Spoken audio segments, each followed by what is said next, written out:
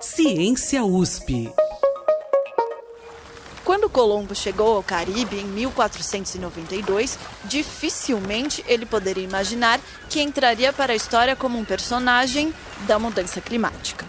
Neste Ciência USP, comentamos um estudo que associa a colonização da América pelos europeus com o clima do planeta. E vamos falar também sobre uma pesquisa que usou um vírus dedo duro para descobrir algo sobre o cérebro.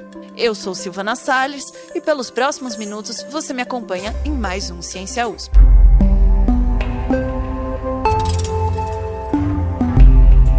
Quem traz o destaque do noticiário de ciências é a Luísa Caires, editora de ciências do Jornal da USP. Luísa, qual que é a notícia do mundo da ciência que você traz pra gente dessa vez? Oi, Silvana, tudo bem?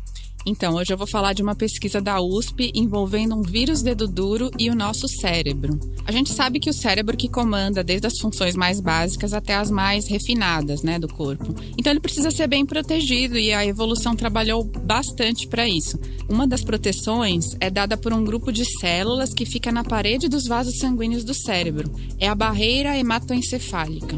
Essa barreira hematoencefálica tanto ajuda a manter a normalidade da circulação do sangue, quanto impede a entrada de intrusos, como micro-organismos, moléculas indesejadas. O problema é que essa proteção reforçada também pode trabalhar contra a gente, por exemplo, atrapalhando a chegada de fármacos ao cérebro.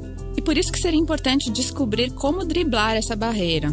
Para isso, primeiro a gente precisa conhecer melhor os guarda-costas. Então a gente tem um vírus dedo duro e agora temos um guarda-costas. Pois é, são as células da barreira e entre elas aquelas células especializadas que eu falei, que são as que revestem os vasos sanguíneos do cérebro. Mas isso não é uma tarefa simples, Os vasos são microscópicos e é difícil diferenciar os neurônios de outras células usando as técnicas tradicionais. E é aí que entra o nosso vírus dedo duro. A solução encontrada por cientistas da USP foi usar a técnica de phage display. É uma técnica vencedora do Nobel de Química do ano passado. Ela usa os vírus como marcadores de células dos vasos e deixa claro quem ali é neurônio e quem é guarda-costa, ou seja, a célula endotelial. O vírus usado é um bacteriófago, que tem esse nome porque é um vírus que ataca bactérias. Ele tem o genoma modificado em laboratório para carregar na ponta um pedaço de proteína, que é chamado de peptídeo. E esse peptídeo que vai se ligar às células dos vasos, funcionando como uma espécie de marcador. Desse jeito, os cientistas podem identificar as células que eles querem estudar. Esse estudo tem autoria de pesquisadores do Instituto de Química da USP, liderados pelo professor Ricardo Giordano. Você encontra as referências desse estudo e uma matéria do nosso repórter Júlio Bernardes, detalhando tudo isso que a gente conversou aqui lá no site, jornal.usp.br. Essa foi a Luísa Caires, falando sobre um vírus dedo duro do Instituto de Química da USP. Obrigada, Luísa. Obrigada e até a próxima. Você deve se lembrar das aulas de história. Cristóvão Colombo chegou à América em 1492, dando pontapé a uma série de transformações históricas. Isso dos dois lados do Atlântico, na América, na Europa e na África. Talvez até além. No começo do ano, um grupo de geógrafos ingleses publicou um artigo numa revista chamada Quaternary Science Reviews. O artigo atualiza uma hipótese que já existia há algum tempo. A de que a conquista da América levou à morte de tantos índios que o abandono de antigas aldeias e plantações acabou contribuindo com o declínio da concentração de CO2 na atmosfera do planeta. A hipótese pode parecer esdrúxula, mas os geógrafos britânicos se basearam em uma enorme compilação de dados científicos para calcular qual teria sido essa contribuição para a mudança climática. Parte dos dados vem das ciências naturais, outra parte vem das humanas. Eu conversei com 2 cientistas para entender que dados são esses. Antes de continuar, já deixo avisado, a mudança climática daquela época não é a mesma sobre a qual você ouve no noticiário todos os dias. Hoje em dia, o IPCC, que é o painel internacional de cientistas que se dedicam ao assunto, alerta para uma mudança no clima que envolve, entre outras coisas, o aumento de CO2 na atmosfera e o aumento das temperaturas médias. Naquele primeiro século da colonização, as coisas foram diferentes. Quem conta o que aconteceu é o Cristiano Chiesi, um cientista que se dedica a estudar as mudanças climáticas do passado. Ele é professor na USP Leste, onde coordena o Laboratório de Paleoceanografia e Paleoclimatologia da Escola de Artes, Ciências e Humanidades, a EASH. Foi descrito principalmente principalmente em 2015, num paper publicado na Nature Geoscience, eles notaram, veja que interessante, que entre 1530 e o ano 1620 ocorreu uma diminuição na concentração de dióxido de carbono, né, CO2, na atmosfera global, de mais ou menos 6 ppm. ppm é partes por milhão. Os cientistas extraíram essas informações das bolhas de ar presas no gelo de geleiras da Antártida.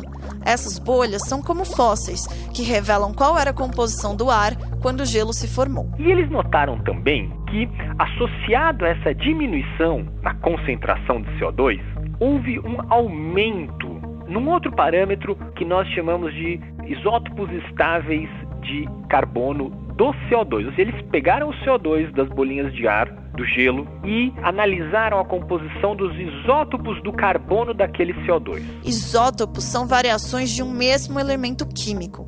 O carbono é o mesmo, mas as partículas que formam o átomo do carbono variam. E eles atribuíram essa mudança a um aumento de carbono armazenado no continente. Cristiano também contou que, mais ou menos na mesma época, o planeta registrou um período de temperaturas mais baixas.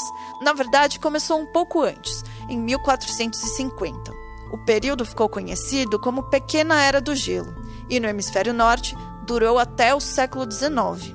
Os geógrafos ingleses fizeram um cálculo para estimar quanto dessa mudança do clima poderia ser atribuída à conquista da América. A questão toda começa com as doenças que chegaram com a colonização. Quando os europeus chegam aqui, eles trazem uma série de doenças contra as quais as populações aqui não tinham imunidades, como sarampo, varíola, catapora, vários tipos de gripes, e também chegaram tocando terror, né? Escravizando, reduções, guerras, o impacto demográfico foi muito grande. Esse é o Eduardo Neves, professor do Museu de Arqueologia e Antropologia da USP e coordenador do Laboratório de Arqueologia dos Trópicos, sediado no museu. Ele comentou que é difícil ter uma boa estimativa da população americana antes da chegada de Colombo. É que existem vários tipos de dados que fundamentam as estimativas, como tamanho de sítio arqueológico, tempo de ocupação de sítio arqueológico, quantidade de sítios arqueológicos. Agora, essas estimativas, elas são boas para a gente pensar, mas a gente tem que tomar com cuidado, é claro. Se você for pensar, por exemplo, no caso da Amazônia, onde eu trabalho, hoje em dia a gente tem um número cada vez maior de arqueólogos trabalhando na bacia amazônica. Mesmo assim, tem áreas imensas da Amazônia brasileira que nunca foram pesquisadas. Isso sem falar, por exemplo, de outras partes, outros países amazônicos. De qualquer forma, os geógrafos britânicos resolveram arriscar uma estimativa. Pela conta deles, antes da chegada de Colombo, em 1492, as Américas tinham uma população indígena de 60 milhões de pessoas. Mas só no primeiro século de colonização morreram 55 milhões.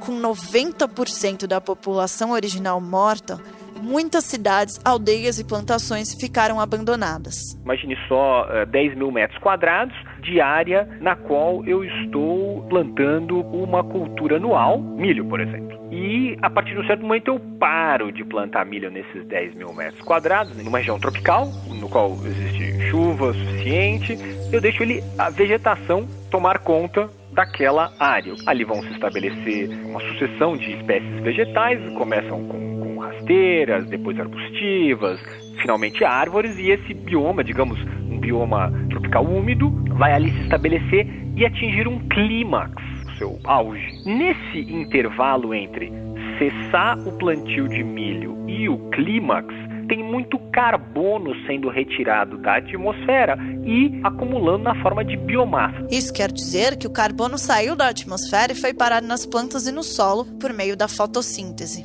Então, o passo seguinte foi estimar a quantidade de carbono que saiu da atmosfera nesse processo. Eles compararam esse processo com outros processos passíveis de terem causado essa diminuição de 6 ppm na concentração do CO2 observada entre mais ou menos 1500 e 1600. Como você ouviu no começo da reportagem, esse número já era conhecido desde 2015. Então eles concluem que mais ou menos, claro que existe uma barra de erro aí, que 3,5 ppm desses 6 ppm da diminuição do CO2 entre 1500 e 1600 poderiam ter sido causados pela diminuição da população indígena das Américas, uma vez que eles não mais manejaram uma grande parcela das terras que antes da chegada dos europeus eram ativamente manejadas. Mas será que a conta faz sentido? A opinião do Cristiano é a seguinte: é a primeira vez que nós vemos uma quantificação do possível papel que a diminuição da população indígena das Américas teve ou teria tido na concentração de CO2 atmosférico. Agora, é importante ressaltar que existem grandes incertezas associadas a esses diversos parâmetros que os autores tiveram que utilizar para chegar aos seus resultados. Por exemplo, compilações a respeito do tamanho da população indígena antes da chegada dos europeus varia bastante. Compilações a respeito do uso per capita de terra antes da chegada dos europeus por estas populações varia bastante também. O quão rápido a sucessão vegetacional numa área que não mais é manejada é capaz de absorver CO2 varia um tanto também. Então você vê que nós vamos acumulando incertezas e claro que quando chega no final as incertezas não são pequenas. E eu gostaria de ressaltar aqui que existem outras hipóteses para explicar uma parte significativa dessa diminuição de CO2 atmosférico também. A principal dessas hipóteses diz que o carbono ficou preso no solo congelado de pântanos e turfeiras mais próximos do Polo Norte. Já o Eduardo ressaltou a inversão que esse trabalho faz em relação a outros que associam clima e história. Pessoas que trabalham com correlação entre eventos climáticos e processos históricos pegam os eventos climáticos como ponto de partida para explicar algum tipo de evidência, grandes secas, inundações, gerando mudanças históricas significativas. Eles estão dizendo justamente o oposto, que o processo histórico que foi a conquista europeia foi de uma escala e de um impacto tão grande assim que gerou consequências no próprio ciclo de carbono e no clima do planeta. Isso é muito interessante, eu acho. O clima é afetado por muitas variáveis, algumas tão distantes do nosso controle quanto a intensidade da radiação do Sol que chega à Terra. Neste Ciência USP, falamos sobre apenas uma delas, a ação humana. Você pode enviar suas críticas, comentários e sugestões pelas redes sociais. Estamos no Facebook, no Instagram e no Twitter. Nossa @ é Ciência USP, tudo junto, sem acento. Este episódio contou com a participação da Luísa Caires, a edição de som do Rafael Simões e a consultoria científica do João Vitor Cabral Costa. E na apresentação, eu, Silvana Salles. Até a próxima. Ciência USP.